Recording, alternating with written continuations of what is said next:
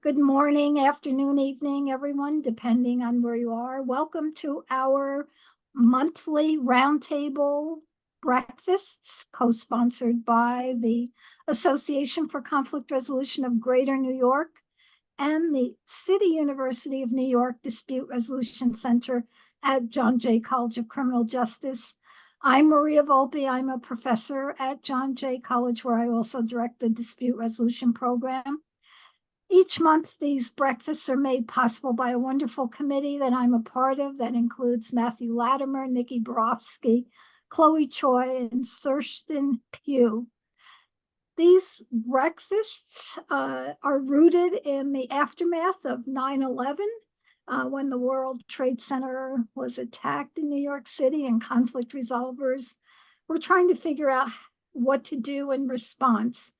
I called a breakfast meeting, and the rest is history. This morning is our 277th breakfast. We used to meet in person until March 2020 at John Jay College. Since April 2020, we've been meeting online, and we're the beneficiary of having everyone from around the world being able to join us. Many of you have asked, will we ever meet in person again?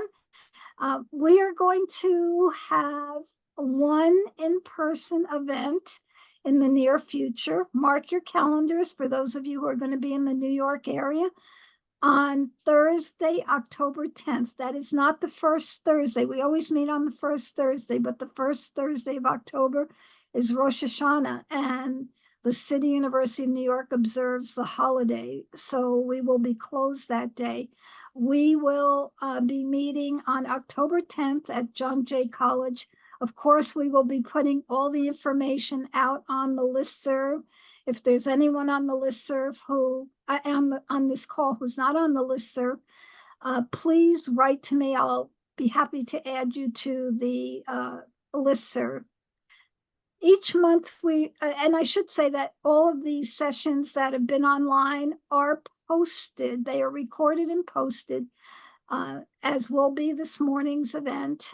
They are posted on the ACR-GNY website and the CUNY DRC website. We'll put those in the chat. We are delighted every month to have our colleagues share with us timely, important topics of interest to us as conflict resolvers. We have many of our previous presenters on the call. It's great to welcome everyone back. And this morning, we're so delighted to have with us Danielle Hutchinson from Australia, who will be talking about a very timely topic for us. And I'm going to turn it over to Nikki Borofsky, who will do the honors of introducing Danielle. Nikki, take it away. Thank you, Maria. And thank you to everybody again for joining us at today's ACR-GNY and CUNY Dispute Resolution Center Roundtable Breakfast, although it might be lunch or dinner or midnight snack, depending on where you're joining us from. I have the distinct pleasure of introducing today's speaker, Danielle Hutchinson, who will plunge us into a captivating session on the roles of artificial intelligence, technology, automation, and human decision-making in the future of dispute resolution. So it really already answers some of the things that we've been talking about a little bit in our pre-session chat. Danielle Hutchinson is the co-founder of Resolution Resources and a leading innovator in the AI-driven conflict resolution movement. It would really be impossible to do justice to the full breadth of her background and her passions and skills, but I really love her kind of three-pronged snapshot as a little primer for you. She defines and introduces herself often as a cross-disciplinary innovator, an industry-based researcher, and a neuro-inclusive practitioner. If we were to unpack all of those terms, which I love, it would take us all of our time. But each one of these monikers gives you a glimpse into Danielle's enormously rich and powerful background of deep, cool, thoughtful, cutting-edge creations and cognitive adventures. A few tidbits that you should know. She developed the world's first empirically derived professional practice standards for mediators. And this was one of the deliverables that came forth from her leadership as an independent reviewer of Australia's National Mediator Accreditation System. She has a landmark creation called MyDRHub, which is the recipient of a full US patent, which those of you who know is not an easy task, and there's a global patent pending. MyDRHub stands alone as the very first diagnostic tool that tailors dispute resolution processes to the specific goals of the parties and the unique context of each case. It's really impressive, and it's proved more effective and efficient than experienced mediators in predicting successful outcomes and helping people to choose the right process and the right dispute resolution resolver for the dispute in question. Danielle's extensive background also includes advising prestigious organizations like the Mediator Standards Board, the IMI, International Mediation Institute, and numerous government and academic bodies. Her roles at UNSW, La Trobe, and RMIT, her prolific publications, all underscore her profound impact in the world of dispute resolution. Her insights today promise to shed light, controversial light, on how we can harness the sometimes scary and often misunderstood technologies in order to responsibly and effectively improve our practices and the outcomes that we help bring about in dispute resolution. So we've been promised a little bit of excitement, a little bit of controversy, and I hope everybody is open and ready and willing and able to listen to Danielle's thoughts as she guides us along the pathway filled with AI, automation, the cherries, the pitfalls, all towards a future of conflict resolution practice that can better serve our communities and our clients. So without further ado, let's all warmly welcome Danielle Hutchinson. Thank you. Danielle, the floor is yours. Thank you so much. What an extraordinary introduction. So thank you. I really appreciate all of that. And I'm honored to be here to be able to talk to you and share some of these ideas, because this moving into AI and the consequences potentially for dispute resolution are really serious, and we need to think critically about it. But I think there's some real potential there, and hopefully I encourage everybody to ask questions as we go through. If I say something and you think, oh no, I think I think I'd completely disagree, I encourage you to say something, pop it in the chat, or stick your hand up, or just butt in. That's perfectly fine, because for me, I like to sort of have these sessions as a conversation, because this is at the cutting edge, and so we're all sort of learning together as we go. So I encourage people to do that, and there will be a couple of little activities along the way, and it'd be really helpful if you do engage with those and put responses in the chat or join in, because otherwise, if I ask people to do that and it's tumbleweed, it can be a bit tricky. So I'll just share my slides, and fingers crossed all goes to plan.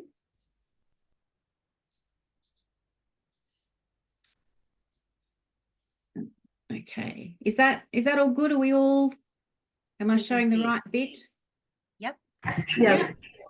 Fantastic. So as mentioned, the talk today is on MyDRHub, which is the name of the system that I developed and patented, but I'm hoping that we can delve a little bit deeper into sort of some of the issues that it raises, because I suppose, some of you might be here thinking, oh gosh, what is this? Is this going to be a big sales pitch? And, is she going to try and, spruik this particular tool? And that's not really the purpose of today. It's more to unpack the thinking that's behind it and the potential implications and some of the questions that it has raised. So as mentioned, please feel free to ask questions at any time. And usually when I start, I do tend to just do a little bit of background, but Nikki did such a fabulous job.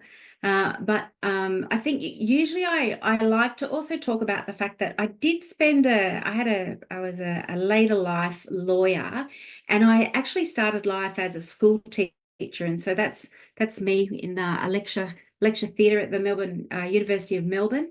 And I worked in the Faculty of Education there in the Assessment Research Centre for about 8 years.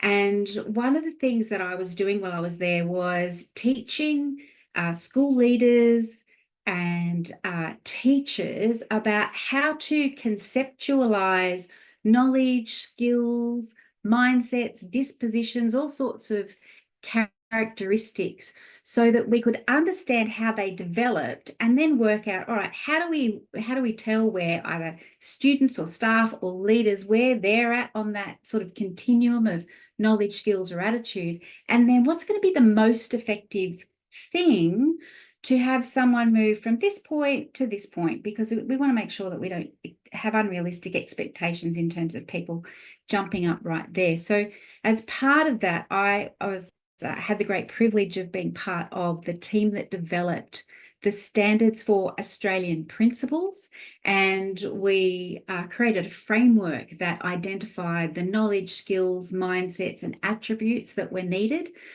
for emerging leaders, as well as very experienced principals. And then, as I said, I had a career transition into the legal field, and that's me having a very happy time in my gowns. Everybody gets to feel a little bit Harry Potter if they get to be in their gowns.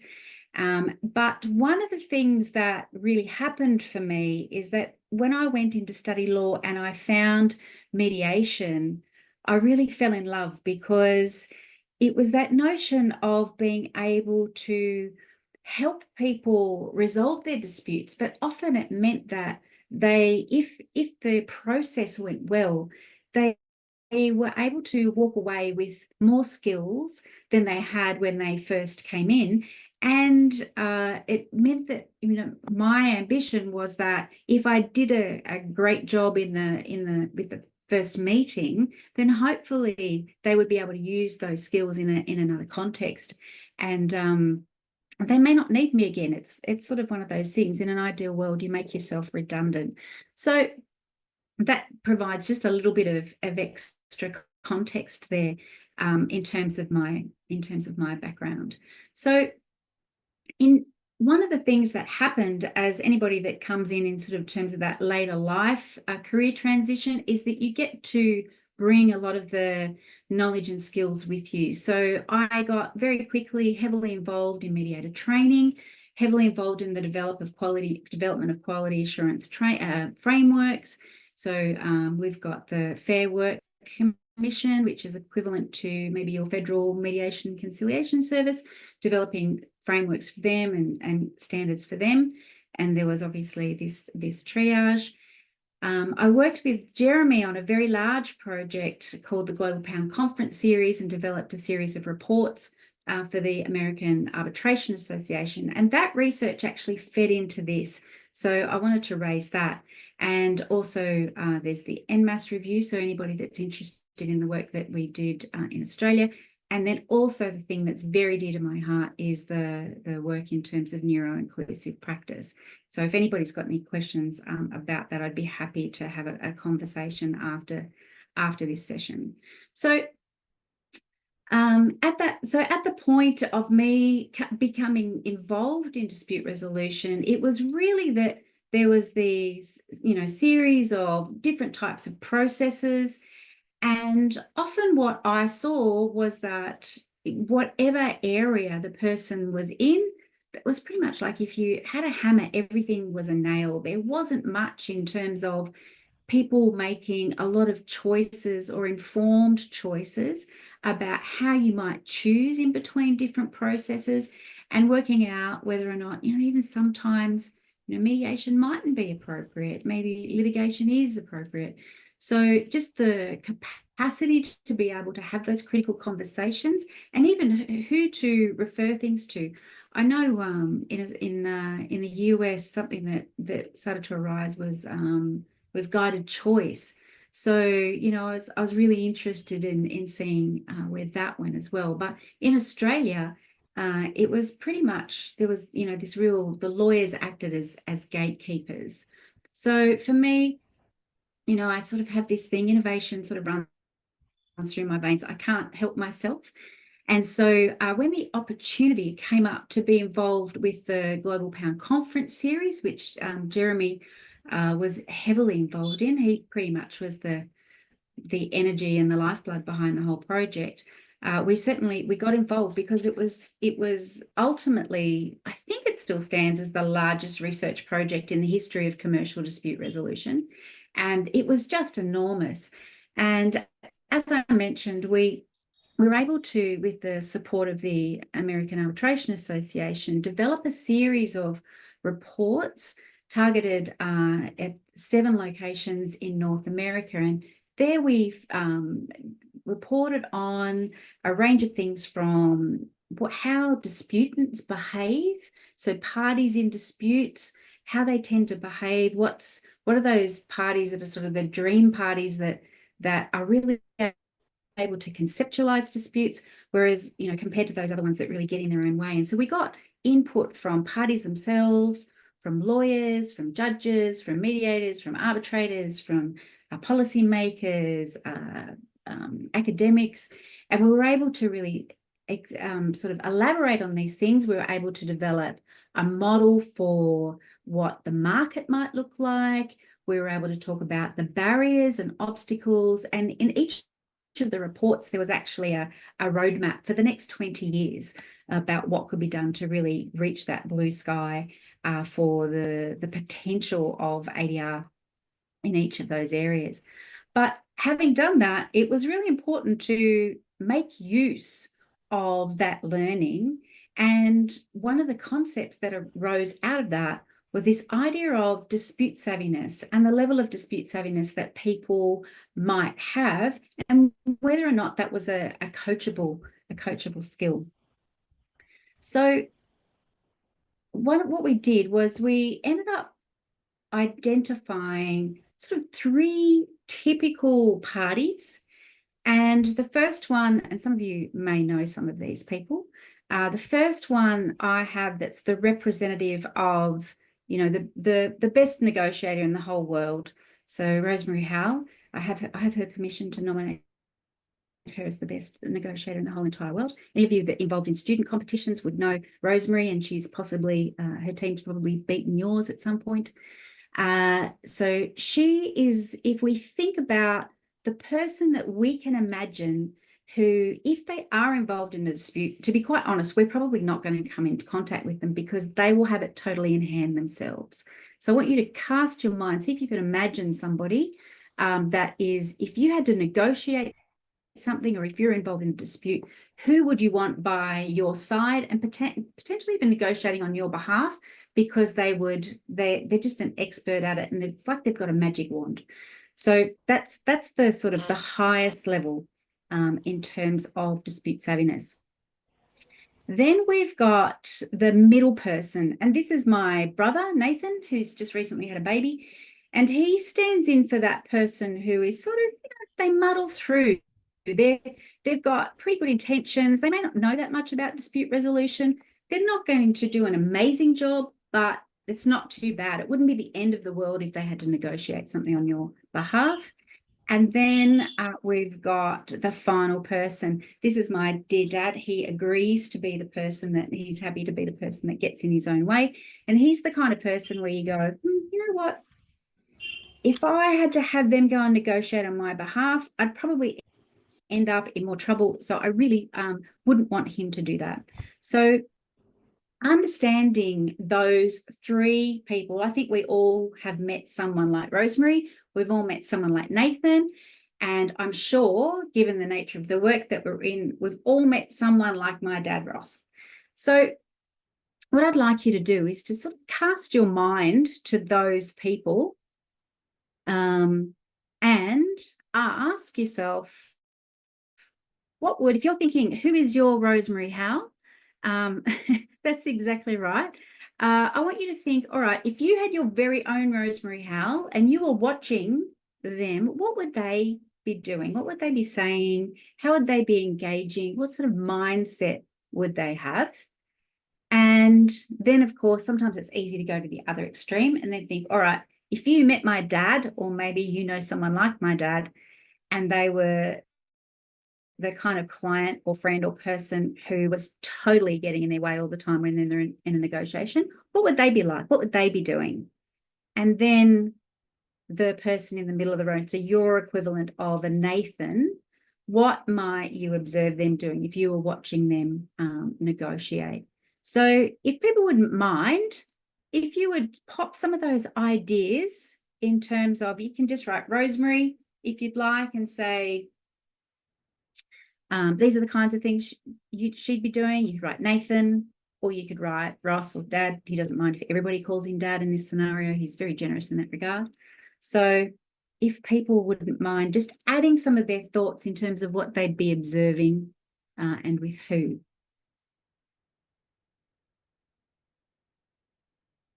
Thank you. Yeah, so Rosemary, Nathan, and Dad. Good old Dad. Yep. So Rosemary would be de-escalating. Yep. You may have met, sounds like you've met Dad. Dad, declaratory statements. Rosemary, empathetic, respectful, considering the other person. Retreating. So who was that one for, Jess?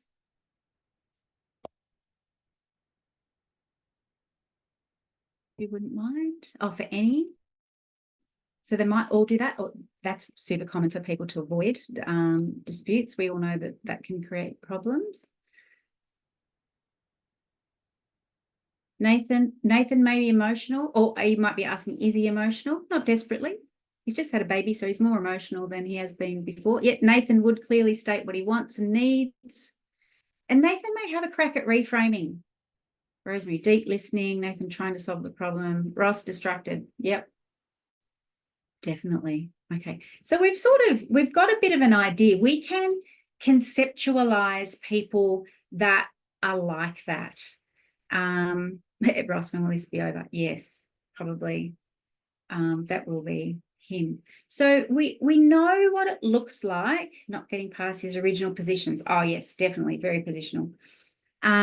We know what it looks like when people are really dispute savvy. We know what it looks like when people are definitely not dispute savvy. And we know what sort of looks like when it's middle of the road. And so, and I've asked this question all over the place of students, really experienced mediators, all sorts of different people. And we asked it all around the world via the Global Pound Conference series. And what we've seen over and over and over again is that it's really, really consistent.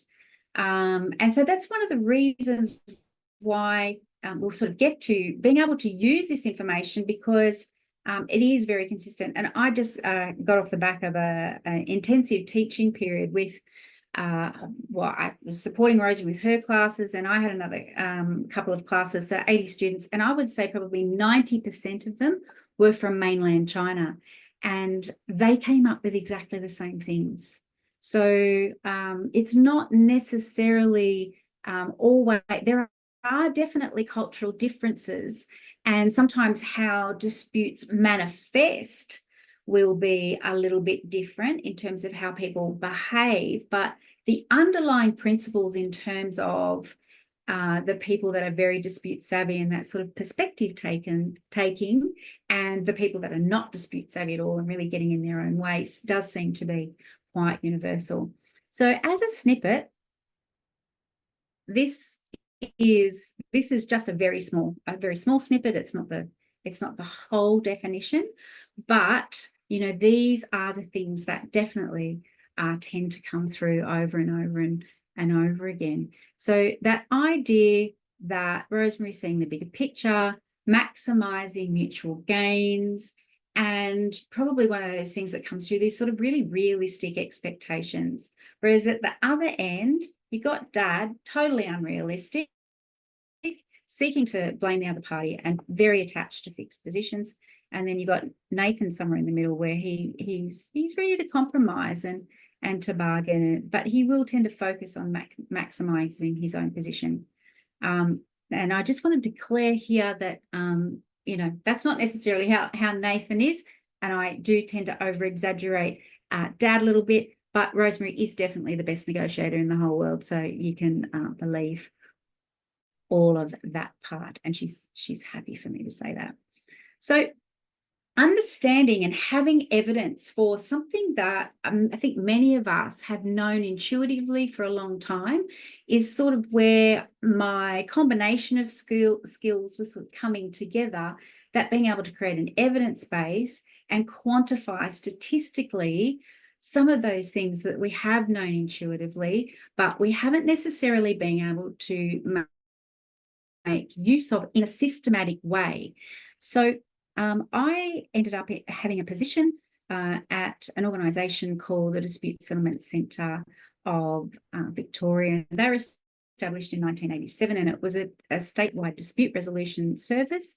And I was their alternative dispute resolution specialist. So the idea was that I was looking at their service, working with the mediators and looking at how we could enhance and contribute to the research and sort of really take real strides forward in terms of offering our state a free dispute resolution service to the citizens of Victoria. And it was a great period of time to be there. And in terms of the things that they did, they worked a lot with community mediations. We did have court annexed services up to civil matters of $40,000. We did work with personal safety intervention orders. And we also pioneered a program called Fast Track Mediation and Hearing, where participants would come in and they would have it's almost impossible to imagine, a 1-hour mediation. And it was small claims and the opportunity for them to resolve it. And the way the parlance went was, if you don't resolve it in the mediation session, you go upstairs and you'd have your hearing in the afternoon, and the member would decide the matter. So we did a whole range of things. And one of the things, and also too, and we did training and accreditation for mediators. And one of the things that came through was this notion of complexity, because what tended to be considered was often it was like, what type of dispute is it? Is it a fence dispute? Is it a dispute between two directors? Is it a dispute that relates to insurance matters, or it is a safety thing? Rather than looking at some of the ideas that we had started to discover through the work we did with the Global Pound Conference series in terms of how people actually engaged in disputes, irrespective of what the matter was. So we looked at, in terms of the work that I was doing, I said, all right, let's make use of what we've done at prior in terms of the Global Pound Conference series. And we understood that there was these different levels of dispute savviness, and that there was these different characteristics depending on the level of dispute savviness. And being the person that had been involved in psychometrics and curriculum development for a long time, I thought, right, I probably need to put that in a list, put it in an order so that it makes sense. And so I organised it so that at the top, the most dispute savvy were looking at maintaining a relationship all the way through down to the 5th level in terms of really what was happening in terms of the goals was that they were getting in their own way, and often what would happen is they'd want someone else to decide for them. So that's one of the things that came out of the research. So we had this continuum, and there was this awareness potentially that sometimes, particularly when you're working as a mediator and you're doing intake, sometimes someone might come in at one point, but once you start to have a conversation with them, their skills might actually improve. And so, in the first instance, they might be really keen to maintain their position and persist, but then you might be able to get a little bit of leverage in terms of, well, maybe they want to minimize the resource expenses, the time, those sorts of things. And so they might start to move up the scale a little bit towards, maybe they're open to compromise. Probably wasn't until they were right at the very top where they were thinking, yeah, actually, that it really, when it all comes down to it, the relationship's what's important. So the key is that for me, what I was really trying to lean into was the previous learning. That there's a book that co-authored on assessment. It's really trying to lean into the knowledge and experience that I'd gained from there, the experience that I'd had in developing professional standards for principals and the methodologies for that. And then also to draw from inspiration from people like Julie McFarlane, who had studied very carefully why people settled, and then of course Frank Sander and that notion of fitting the forum to the fuss and matching cases to disputes, because there's this idea that depending on what the parties' goals were would depend on what the most appropriate forum was. So you might be thinking, you know, where is all this going and where is it going to end up with AI?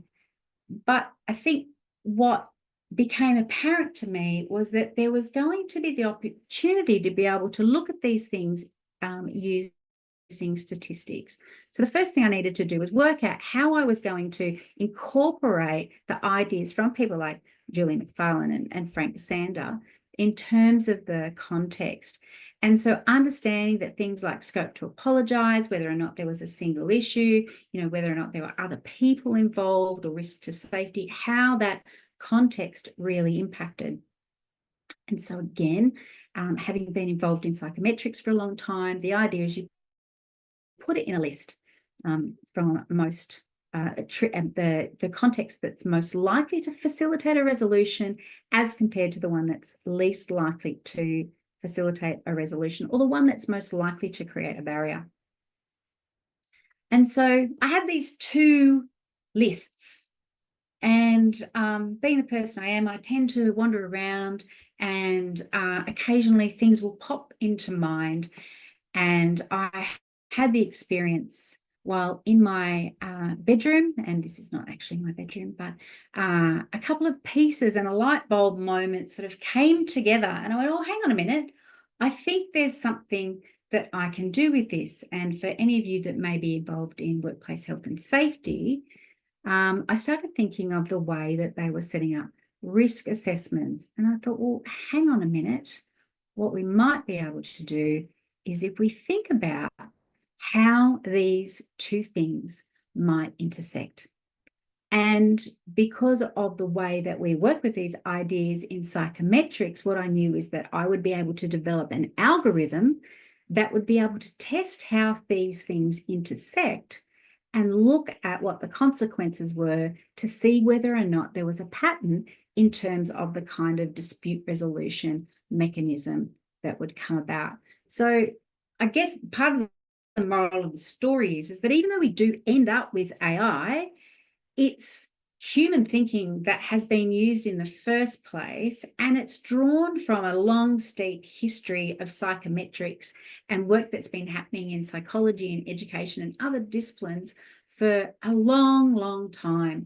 So, you know, these methodologies are new, often in the area of law. It often comes under the empirical legal research, but there's not that many people that tend to be using them. So what I ended up coming up with was this little chestnut. And this was the precursor to MyDRHub. And what we ended up having was the idea of the goals of the party on one side, the context, and it was a gradation from the things that would be likely to enhance resolution all the way down to things that were likely to inhibit resolution. And at the top, we were looking at the kinds of goals that parties would have in terms of the ones that are most likely to facilitate resolution, all the way down to the goals that were least likely to facilitate resolution. And so we had a whole range of modalities in there. And you'll see that there were some things that were grayed out. That was because those things weren't available. But what we also started to do was to look at the idea that certain combinations would, as they came together, look like they were likely to resolve all the way through up until the green where it was going to resolve. And we even had a blue section, which was, you know what, these people aren't even going to need to come in and use our services fully. We might be able to actually help them. Yeah, it's small. You don't need to read the detail at the moment. It's look and feel. because it's a bit too complex to go into all of it, but I'm going to go into a little bit more detail in a moment, but thanks for that, Angel. So we the idea was to have these zones. And I appreciate you asking the question, because some people, I won't do that. So we created a tool, and this is the analog tool that existed. So again, this is what all you need, because there is, I can make the patent available and you can read all the detail in there, but the idea is just for you to see the type of processes that the people went through, the practitioners went through. So what we did in the first instance, you'll see that there's the fellow that designed this for me in an Excel spreadsheet. He selected the icons of a cat and a dog. I think he thought the idea is that people would be fighting like cats and dogs. And so what we did was we went through, and it wasn't through a survey, and this is where there is some potential for there to be a survey developed where people could come online, fill out the survey, and it be computed from there. But the way that we had it set up in the trial at DSCV was that we had operators taking calls, and as people would tell them their story, they would check off anything that was one of the party's goals, and they would do that for party A and for party B. And you'll see there, this one, everything's selected. So this is not set up to show you how the particular algorithm works. It's more to give you the concept. So we did that first for the goals. And then what we did was we looked at the context of the dispute. TPM. So it says Third party neutral, maybe? Yes. Just yes. Yes. Yeah, I was just thinking, oh, where have I got TPN so I can work out where that is. So yes, that is definitely third party neutral. And so then we'd have the context of the dispute, and we would do that for the cat and for the dog. And what we would then do is, based on the responses of both of those, we then had to look at how that intersected. And so this is what ended up being the basis of our rules-based engine. So essentially, this is creating an algorithm for the purpose of determining what type of dispute resolution process is most suitable. And we were also contemplating that incorporating the likelihood of resolution. So what ended up happening was we then had a screen at the front, and there were inputs, and we had an output in terms of what the response was from the cat, what the response was from the dog, and recommendations in terms of the modality and looking at the likelihood. And part of what we were testing through this process was, and I think we probably would have more information now that there's been more research done on the neuroscience and emotional contagion and co-regulation and those sorts of things, is looking at the impact of party A on party B, on party B on party A, in terms of whether or not you've got someone coming in with a lower chance as compared to someone coming in with a higher chance, and whether or not the person with the higher chance sort of drags the chance up,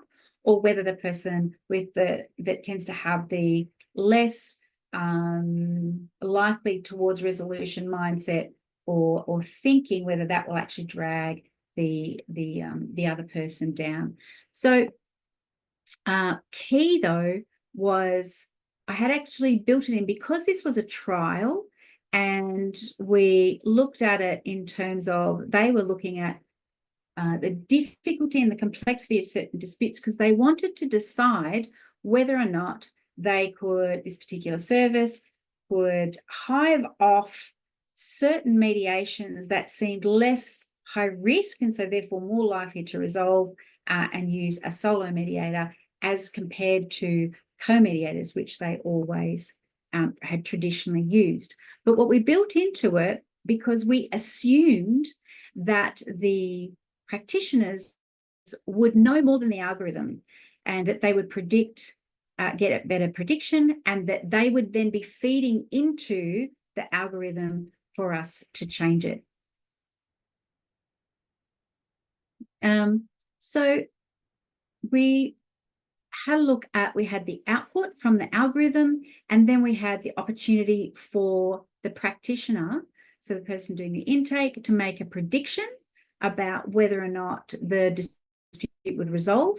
They identified there were some things in there in terms of their case management, that's the casework stage, that's what needed to happen. And the person doing the intake could write any sort of notes in there.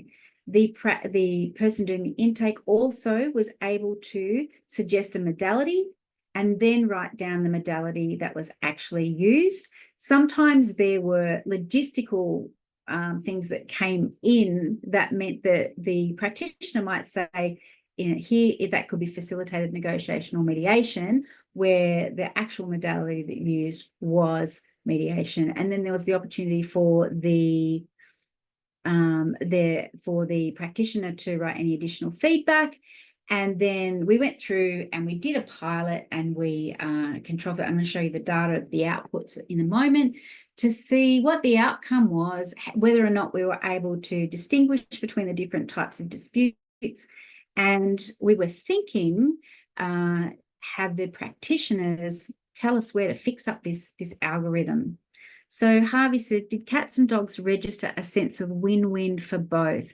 Well, that would have come out in the party goals, whether or not there was win-win for both. It looked like in this situation that the cat was, because it's green, they would have been looking for something that probably had some mutual gains, whereas the dog in this case was probably more like a Nathan rather than a Rosemary. So sort of sitting somewhere in those middle. He sort of wasn't getting in his own way, but because of his mindset and the approach, and maybe the context may have come into it, there was probably only a 50-50% chance. So maybe he was a bit positional. So that's where we were. So we're going to have a couple of little prediction games in terms of what we think may have come out of it. So the co-med is the co-mediation, and they're the ones that we thought, they're a bit more complex, and we probably don't think they've got as much chance to resolve. So we're going to keep them as two mediators. And the solo was the one that we said, all right, we reckon that this is likely to have a reasonably good chance of settling, particularly because we think it's not that complex. And then the assist, that was the one where basically the practitioner spoke to people and they went, no worries, we can go and sort it out ourselves. So when we look overall, we did the trial over 3 months, and we had many more mediations go through the program. But for the purpose of the pilot, we had to put some controls in place. So we made sure that we only for the data analysis, we limited it to 2 people doing intake and 2 mediators that either worked solo or together. And both of them had been trained by me, and I'd done quality assurance with them to make sure that they were mediating either in the co-mediation or the solo according to an agreed set of practices. And it wasn't particularly rigid, but it just meant that there was the same expectations in terms of what sort of advice or not advice, and those sort of general practicalities. So thinking about your practice and the mediations that you might do, if you had to divide your mediations into 2 groups, what sort of proportion do you tend to have that is really complex?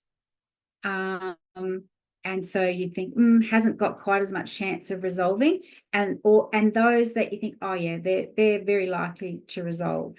So if people wouldn't mind putting some ideas in the chat, just so that we can have a sense of, how complex or how sort of simple the kinds of matters are that you're getting.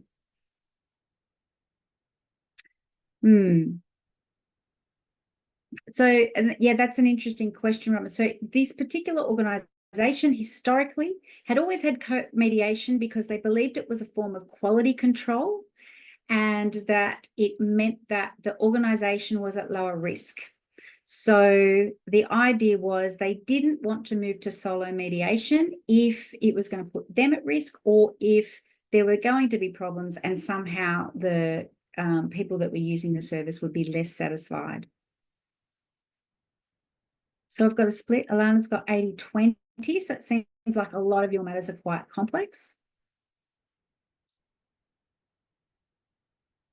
Anybody else? 70-30. Social, complex, socially, emotionally, and cognitively, 99%. So you've got all the doozies, Jeremy, all the hard ones by the looks there.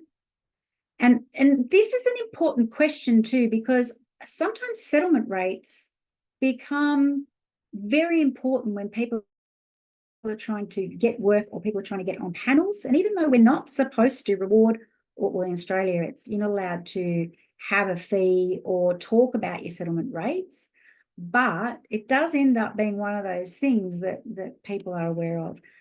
Katarzyna has 35-65. So yours tend to be a slightly less of the complex. Okay. So there's a sort of a mix. So some people, like Jeremy's hardcore, he's doing all the really super complex ones, but most of you have got a bit of a spread there. So for this particular service, what we found was that the spread ended up as 43-53%.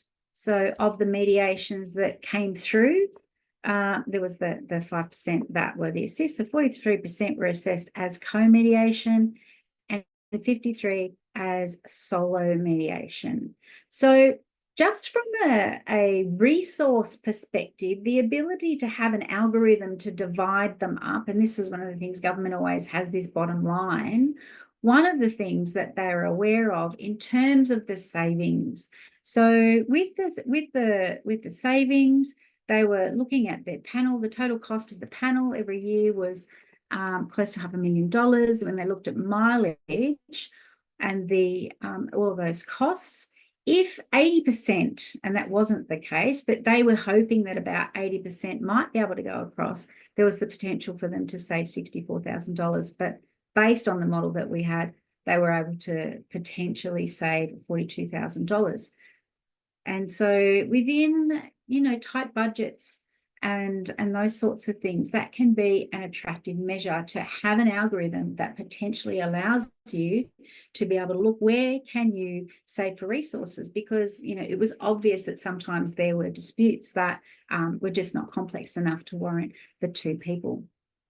So that's just an aside. That's not the bit for me that's the most interesting, but that's the bit that government, courts, those sorts of things are often interested in terms of the model. So if we had, looking at the capacity to assess the likelihood of resolution. So I'm just curious in terms of you taking a guess. So we were able to distinguish these into two distinct groups. And the co-mediation had a lower rate of likelihood of resolution as compared to the solo. So I'd like people to be brave and hazard a guess. What do you think the resolution rate or the resolution percentage was for co-mediation? And what do you think the resolution rate may have been for solo mediation? See if we've got any brave souls. Guesses, resolution percentages. Yes, thank you, Nikki.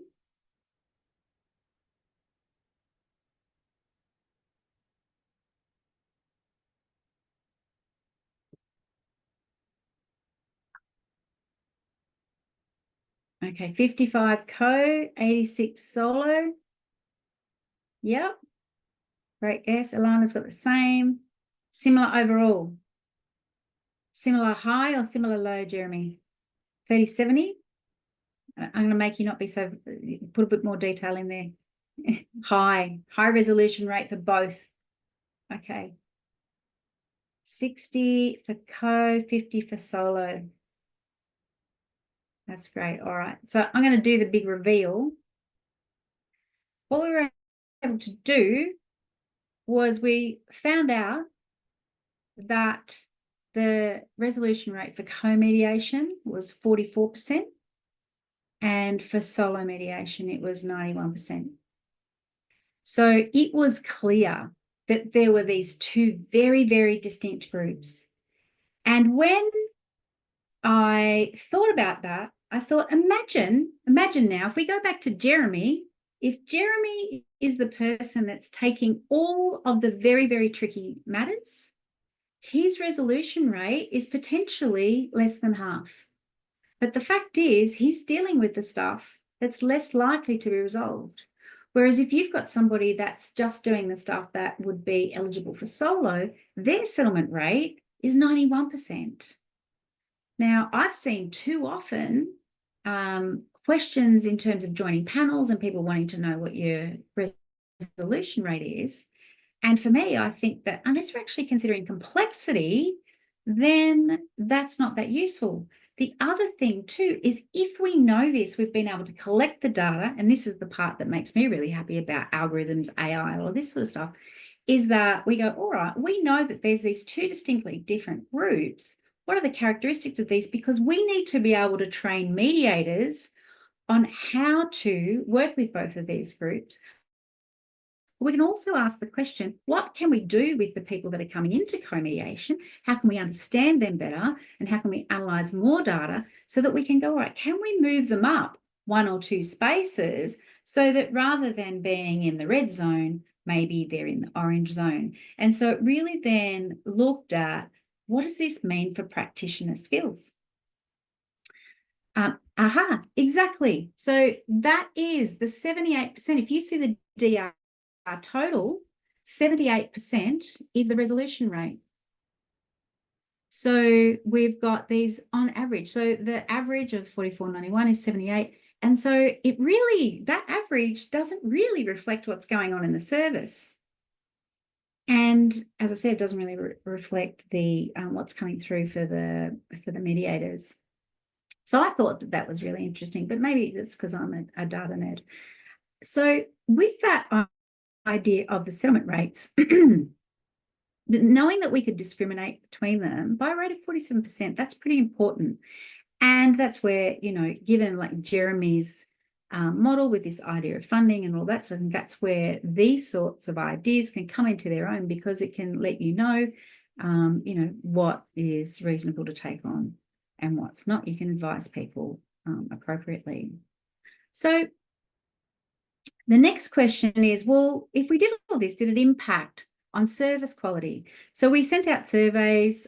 We didn't have everybody respond, but the question was raised. There were some people that were not satisfied. There were 2 people not satisfied with the service, and there was 1 ad hoc complaint that wasn't through a service. It wasn't through a survey, but it was just somebody wrote in and said, I'm not happy. So if we had to take a guess, have we got any thoughts on, do we think that the complaint came through from co-mediation, or do we think the complaint came through from solo mediation? And maybe was the complaint as a result of something that the model decided or something that the staff decided? Because remember, the staff were given permission to override any decisions. They're one of each. So we left control in the hands of the staff. So you'd be assuming the complaints were more solo than co. Yep. So, all right. So just to save people's agony, what actually happened was, with the complaints, each mediator had 1 complaint each or 1 survey saying they were not satisfied. There was an ad hoc complaint, and that came through basically to say they weren't happy. It wasn't anything to do with procedural justice, wasn't anything to do with the outcome, but it was to do with the process. And they were all connected with solo mediation. And the interesting thing for me, which I was absolutely stunned about, I did not predict this at all, was that all of the complaints related to circumstances where the practitioners overrode the system, and rather than putting a mediation through co-mediation, they suggested that it was suitable for solo mediation. And so that fear that the service had in terms of the practitioners being vulnerable to complaints and not having anyone there to assist them was fair enough within the context of those very complex disputes. We were stunned. I did not expect this at all, but it was each time that a staff member overrode the algorithm that it wasn't each time, sorry. It was in the instances where there was a complaint or there was dissatisfaction. It was an instance where the staff members had overrode the recommendation of the model.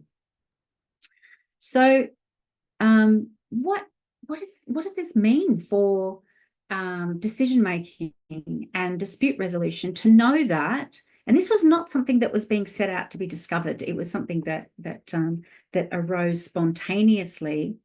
Yes, it is too small. It is a small sample, and that is the challenge, and that's one of the reasons why it's really hard to do some research on dispute resolution, because often we don't see in those things.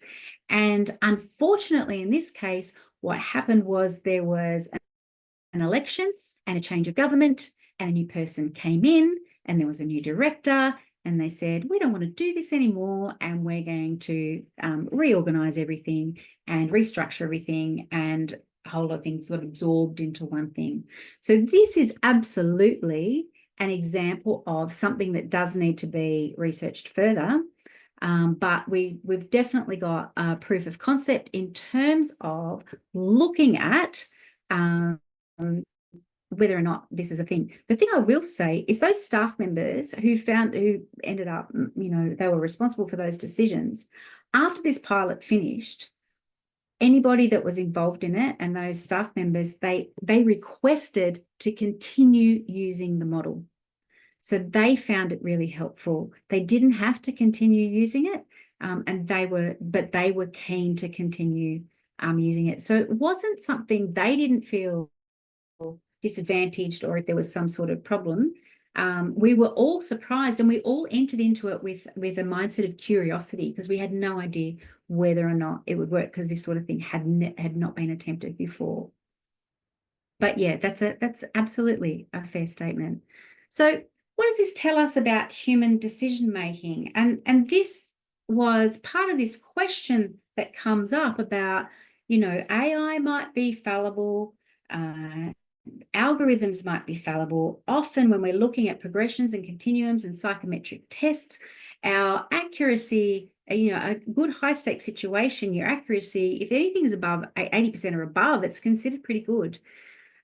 So we have to contemplate that this is not going to be perfect all the time. But what it did raise is that human decision-making is also not perfect all the time. And so what came back from the practitioners was that they actually liked the idea that they had something to test their thinking, because they were aware that sometimes they might have bias. And we also know that there's been a whole bunch of research, though some of it is being questioned now, in terms of noise and whether or not there are things that interfere with the way that people either make their own assessments or how different people will make assessments in between. And that notion is very much captured in the work of Daniel Kahneman and the thinking fast and thinking slow. So if we look at the work of behavioral economics, one of the things that he recommends is that humans do need to consider things like algorithms and AI, because as human beings, we are at risk of bias and noise. So that's that idea of inter-rater and intra-rater reliability. And those people that have experience with psychology, psychometrics, and in those humanities will be familiar with that. So this means that data is helping us to work out what parties want and need.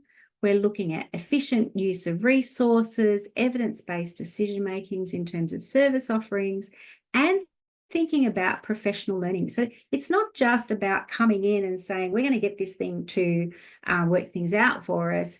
It's a case of actually going, this is an iterative process that not only will help us make decisions about parties, but it can also prompt our thinking in terms of our reflective practice, in terms of our ongoing professional development. So as I mentioned, we actually went through the process of getting the patent, and that rules-based engine, that colourful diagram, that's represented there in that rules-based engine. And the element that's AI, the part of that is designed to go in and retest to make sure that that sequence in terms of the continuum and the way that those the parties interact and their needs, their goals interact, to try and deal with the fact that the sample is definitely too small. So ideal, if I had a magic wand, imagine if we could use something like this with humans retaining the decision-making power, at least to start, to be able to get very large data sets. And once we started doing that, we would be able to learn a lot more, and the AI would be engaged in what we call supervised learning. So it's not like going out into ChatGPT and just saying, what do you think? But it's about having sophisticated thinking that guides the way that AI learns. So for anybody that's interested in looking at a little bit more, there is a website called MyDRHub, and there we talk about how it works, the idea of it being an integrated virtual mediation platform and access to the best practitioners of the world. There's Rosemary featuring there again.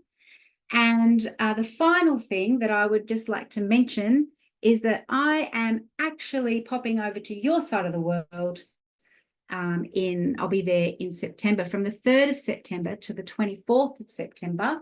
And I'd love to meet ADR professionals and organisations. And if you've got anybody that might be curious about some of the stuff that's been happening in Australia in terms of mediator training, the recent review that we did of our mediator accreditation system, neuro-inclusive practices. I will talk underwater with a mouthful of marbles about neuro-inclusive practices, neuro-inclusive workplaces, and neuro-inclusive service providers. That's a big passion. And if you are interested in the MyDRHub and potential applications, then you can certainly reach out, and I'd be very keen to catch up with people. So just wondering if anybody's got any questions. If anybody'd like to ask anything, and my details are on the end of the slide there, so I might stop sharing so that I can see faces.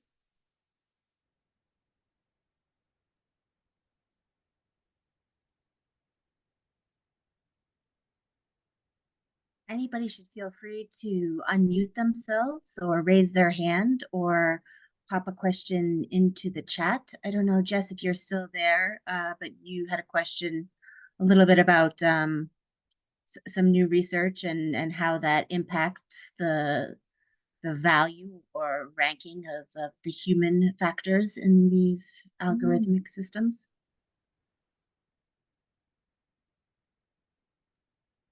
You may have stunned everybody into silence. There was a lot of data. I know, it was a bit like a fire hose. A bit like a fire hose.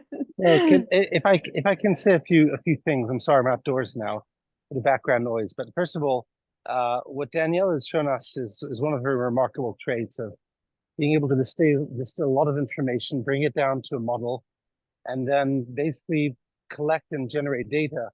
And we've never really done a scientific approach, especially in terms of process design, or in terms of trying to look out what happens. If I look at the average contract, it's, lawyers will put an arbitration or mediation clause without even really thinking. And by the time the dispute has arisen, we have such better knowledge of what would be the most appropriate process. And I think that this whole kind of empirically based approach to how do we design process, how do we work out what is going to optimize the chance for settlement, we need something like AI to help us, not to make the decisions for us, but to help us kind of think through options and help disputants think through their options. So I think what you're doing, Danielle, is not only cutting edge stuff, but I think it's really important stuff for the future. And I know how much how much you contributed to the Global Pound Conference, and I can just see this coming down the road as well. I definitely think that this is, one of the most exciting things that we can be seeing right now in dispute resolution, because nobody's been looking at this. Everybody's looking at AI in terms of predictive analysis of outcomes and, what's the likely settlement zone going to be and how much should people be offering to pay at what stage and anchoring. But nobody's thought about this taking a step back with this much bigger vision of access to justice. And I just wanted to congratulate you for that, Danielle, and to say how important I think your work is. Thanks, Jeremy. I appreciate that. And I think that's one of the things is that what I love about working with you is I know you get it. And I suppose sort of saying that idea of, for me, AI is not about putting it in and saying, what should our zone of agreement be? For me, it's about, let's try and use this, the benefit of it, to learn, to understand more about dispute resolution. I don't think we understand nearly enough about dispute resolution. And so for me, the potential for large data sets. So anybody that's got a large data set that would let me get my hands on that, I would be eternally grateful. And now the questions are coming fast and furious. So Ilana, I think you were the first with your hand up. Okay, thank you. So I'm really enjoying this so much. And I think your background as an educator is a fantastic thing to consider, because I'm very interested in the neuro-inclusive part. Mm-hmm. Even the fact that for some people, verbal is not their best medium. And I think I'm fascinated also in terms of why is it a growing awareness on our part that there's more neurodiversity? Is it the fact that neonatal care has improved so that we have more people now who've come of age who were born at 28 weeks and 27 weeks and 29 weeks of gestation? So we're going to get more of that in the adult population now. But I think some people are just flustered in the verb and the organizational requirements of being able to present yourself. And are those people disqualified from being effective in something like a process like this? Or is there a way to think about how we structure it? 100% there's a way to think about how we structure it. I wrote an article with Samantha Hardy and Dan Bernstein on adjustments that can be made. That's on LinkedIn. I can potentially get that and send that through. It's a big area that I work on in Australia, and I wrote an article about in 2020 on it's time we started talking about neurodiversity in dispute resolution. And I'm out there talking about it because I'm neurodiverse. So I have ASD, I have ADHD, and I have dyslexia. And you go, oh, how do you? But it's some people learn how to drive their brain. And for other people, it's harder. So for my husband, his manifestation is quite different. So my experience of mediation and his experience of mediation is quite different. But usually what happens is if you can have a flexible practice, the vast majority of the time, you will make your practice better for everyone, not just the neurodiverse people. So there's a whole lot of principles in there. So I'll send out the article. And if anybody wants to chat about that when I'm over there, please reach out, because we can spend 2 weeks together. Thank you. Harvey, thank you. Hi, Danielle. Wonderful presentation. I loved the data that you acquired. I have to introduce myself as someone who came to the roundtables many years ago. And when people talked about being mediators or whatever, I would say, I'm not a mediator, I'm a meditator. And that's true. I haven't made my living at all in mediation. And I haven't made much of a living in meditating either. But it has been very good for me personally, and to be able to consider some of these issues of human consciousness and the way that we function. And I'm concerned, as I've seen all forms of these new technologies become very addictive to people, that that it will somehow replace the human aspects of intuition, of feeling the space that's occurring in the process of mediation. These are things that I don't think a machine can do. Maybe I'm wrong. Yeah, I'd agree. I think one of the things that's been interesting to me is a lot of mediators that I've talked to have said to me, I'll go into a mediation and I'll think it's going to resolve and it doesn't, or I'll go into something and I'll think it's going to be, and then it turns pear-shaped and it gets very complex. And so the thing for me about this is I wonder if there's the potential through, the capacity for machines to be able to process more data than I could ever imagine, that it might actually allow us to check some of our assumptions that we have, because I think some of the assumptions that we've made about how disputes resolve and why they resolve, it's good to give them a shake. They might be right, but wouldn't it be good to be able to test them from a few different angles and then feel confident, and test our ability to see if we can learn? Because imagine if we can go, all right, I've started to get to the point through looking at this and what it's predicting and what I'm thinking, because I know I couldn't predict before, but now it's a bit like training wheels, sometimes you've got some guidelines or some things to focus on, because otherwise we're just making it up. What do we focus on? Is it gut feel? Gut feel can sometimes be right, but sometimes it's correlation, it's not causation. And we make wrong assumptions. So I think what you're saying is really important, and I think it's sort of it can go a two-way thing, because we're human. I get things wrong all the time. So I was thinking, what's been coming up for me in my mind is the metaphor of John Henry and the steel lying machine, and I guess it would be incumbent upon the whole field of mediation then to constantly be monitoring the effects. Yeah. And there was another question along those lines that I think Dr. Kishore Deer posted about how can AI by dispute resolution professionals both help and harm clients? I think we tend to focus on the help, but I think just because of all of the hyphenates in who you are, give us a bit of an opening to know that you're also thinking about the potential for harm. I wonder if you could talk a little bit about how you protect against that.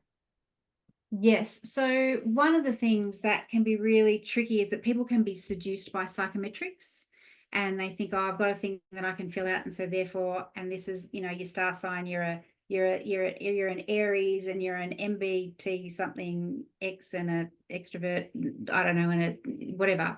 So I think the thing is that we have to be very, very careful about what we do with things and the choices that we make for other people. Psychometric tests are notoriously unreliable for people that are neurodiverse.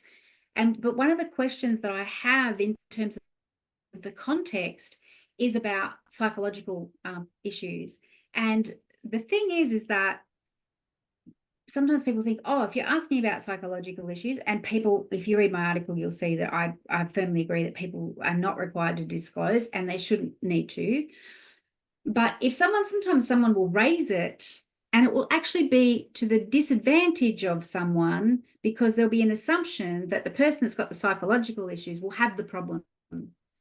But sometimes having an awareness that a party in the dispute believes that psychological issues is a problem is something for the mediator to be aware of. And that's where the selection of the mediator in terms of what the outcomes are comes to the fore. So I think it's one of those things that I'm very conscious of, that we do have to challenge our assumptions. And that's why I love the data, because we can test. I like the idea of abductive reasoning. So you come up with multiple hypotheses, and then you go about the business of trying to prove that you're wrong. And then what you're left with, you go, all right, maybe that's the next thing I'll try. So I agree that there are real ethical considerations that need to be considered, which is one of the reasons why, for me, someone said to me the other day, oh, would you just sell this? And I went, I would, but I'd like to be involved with the data because I'd be nervous about the ethical implications of what people could do with this. But on the flip side, I think we could learn so much about it if we did it well.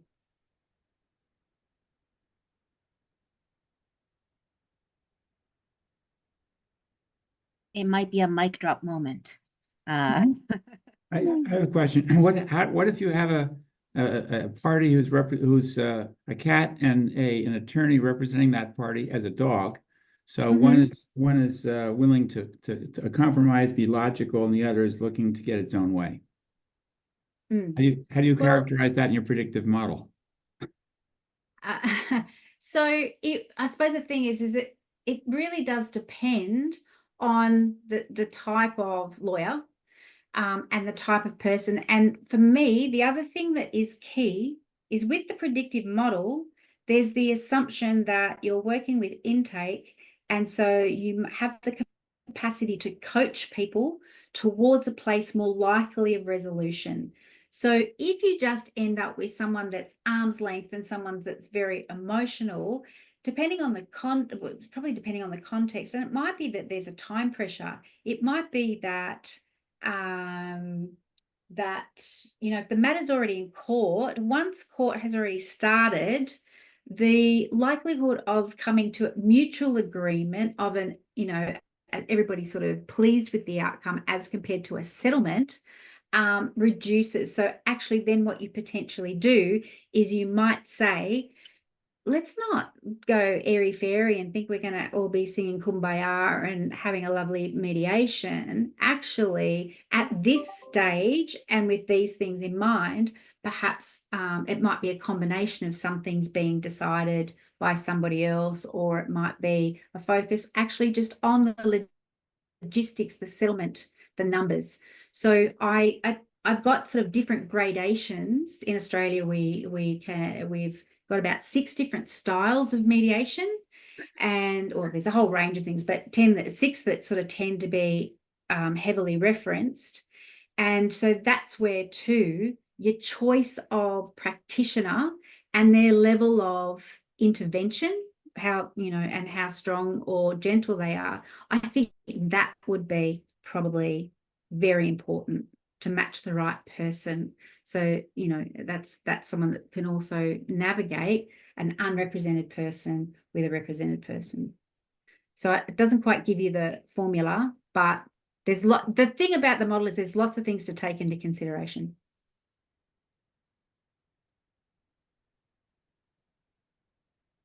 So there's a very factual question about where you're going to be in the U.S. in September.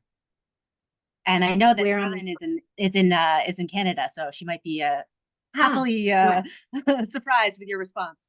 I'm visiting a friend. My neighbor moved last year, and they're in Montreal, and so I'm flying into New York and then catching the train to Montreal. Everything else is a surprise. So I've got 3 weeks to be around. I have to be in Montreal on the 15th of September, but otherwise I'm happy to go wherever, because I don't get to North America very much.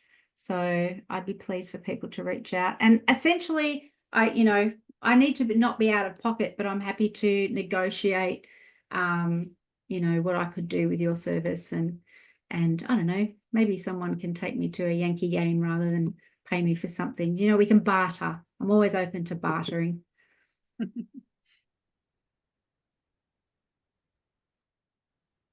Wonderful. Danielle, is there an easy 101 kind of handbook or whatever for the totally uninitiated or someone who is totally unfamiliar with how to even get started with AI in this field? I'm just trying to think of, those who might be interested but don't even know where to go for any sources or information. No, occasionally there's some conferences that are around. It's sort of one of those things that it's new, And so I don't know of a book. If someone wants to write a book and they'd like me to contribute, let me know and we can have a chat. But it sounds, I think there's some space for, particularly for within the dispute resolution courses in universities. I think that this is an important ethical issue, because I do think people will be more and more, and this is one of the reasons I tried ChatGPT, will be more and more sort of throw questions in there, and they're not always very good suggestions. So I think there's some work that we need to be able to do to help new lawyers, new mediators on exercising critical thinking when it comes to that. And I do have a long background in the university sector. So if anybody's thinking of doing something like that in a university, I'd be happy to have some conversations about that. Shelley?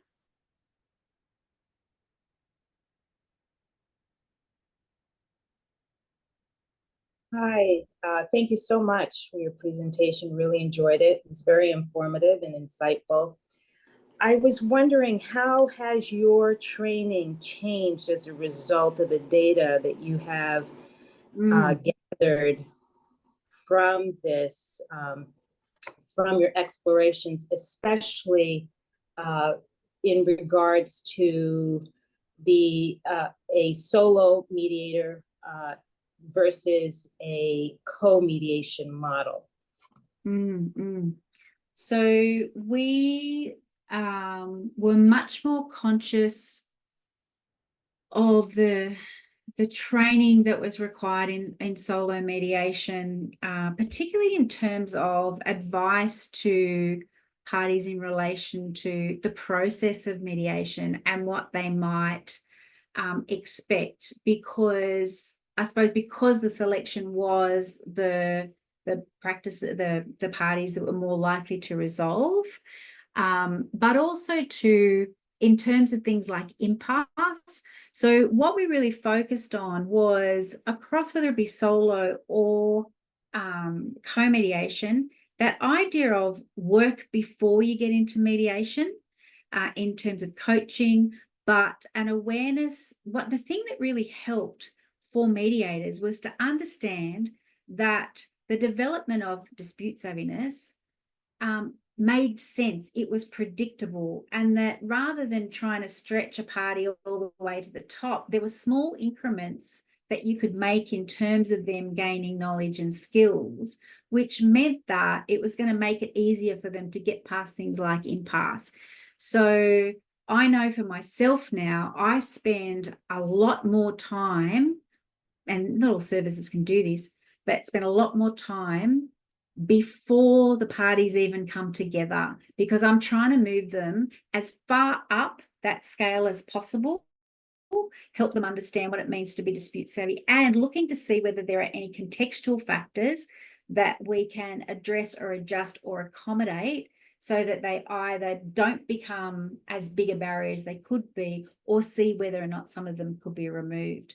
So it really guides self-reflection and an awareness. We developed a whole quality assurance framework where people would go in and self-assess. We do observations for self-assess, and then targeted professional development based on this. We were really looking at all of it's about capacity, reflection and capacity building, whether it's for the practitioners or for the parties involved or for the service.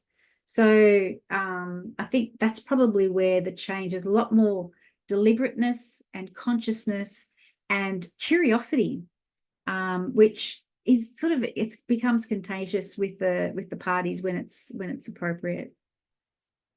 Does that answer the question? Yes, it does. Thank you so much. No worries.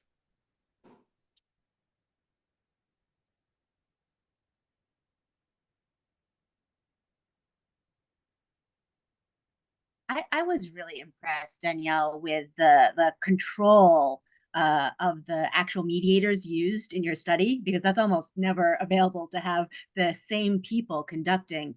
And it brings me to a question of whether the data and information you gathered on your standards work, you're going to add that to this tool to have even kind of like I almost envision a three-dimensional kind of field of of how all the different kind of factors can impact these kinds of choices and systems. Yeah, so based on what we learned from that and the Global Pound Conference series and trying to gather all together, one of the questions that we raised when we did the review of the mediator standards in Australia was the unspoken thing about people giving advice. So we raised that, and we also looked at different types of advice. We looked at everything from procedural advice, merits advice, substance advice, cultural advice, psychological, social advice, and we asked people to describe the level of intervention. One of the things we found was that even people who identified as a facilitative mediator or a conciliator, if we gave them a definition of that practice, they often didn't select that as the behaviours that they did. So that was one of the things we always tried to double check to make sure that the things that people said that they were doing, we actually knew that that was the thing that we thought it was. So we put those sorts of checks and balances in place. And so we were able to reveal that everybody's giving advice, doesn't matter whether they're community, whether or not they're lawyers, judges, whatever, everybody's conciliators, everyone's doing it. But in doing that, we were able to empirically establish that cultural, psychological, and social advice, like so family law, First Nations mediation, anything that's sort of culturally based, is the most sophisticated form of mediation. And so we've now got that on the scale. And so that we were able to then say, these are the types of specializations that need to be there. And this is when people are giving this sort of advice, they need to, this is a mentoring way that it could be mentored, the gradation, the type of insurance that people would need to have. So we very much looked at that, and we also, in creating this idea of this tiered level of accreditation, again, so it's like you start here, you know that there's certain things you have to just either do or not do when you first learn. You can't colour outside the lines when you first learn. Once you've learned how to colour in the lines, then you can start to draw on your expertise from all sorts of different things to be able to do something that's quite extraordinary. Because what we learned from the Global Pound Conference series is people want to be able to co-create their process. The last thing C-suite in-house counsel want to be doing is have someone coming in and saying, you need to do this, do this. They've been there, they've done that. And so they need someone that's sophisticated enough and flexible enough to be able to look at all those different factors. So we built that knowledge with this knowledge and the understanding that you can coach people and you can coach practitioners. And that, so the idea is that there's this whole sort of emphasis on growth, capacity building, but because of the way that it was designed, all places can have shared elements of assessment for accreditation. And then by doing that, once you've got that, then you do something like a MyDRHub tool over the top where you know how people have been trained, you measure the level of intervention, then you start getting big data sets and you start to see how that might relate to cultural competencies, how that might relate to all of those sorts of things. So my sort of grand vision is if we have all these things that are embedded in evidence research and written in a way that you can collect data, you don't have to, but you've got the option to, we can start to become very scientific. If it's like, as I said, if someone will let me get access to the big data, we can start to, I think, really learn some things. And I would hope that we find out that we're really wrong about something. Imagine that, finding out we thought it was this thing. It's been this thing the whole time. I think that'd be really cool. Danielle, thank you so much. We are at that moment, everyone, when we turn off the recording. And Danielle, if you have a minute or two, if anyone Sure. has any last minute informal questions or comments that they'd like to make, let's say we'll stay on for just a few minutes, but this has been incredibly stimulating and groundbreaking work that we all need to pay attention to. So we can't thank you enough for spending this last 90 minutes with us, sharing your amazing work. Thank you so much. Nikki, can you turn off the recording? Yes. Chloe?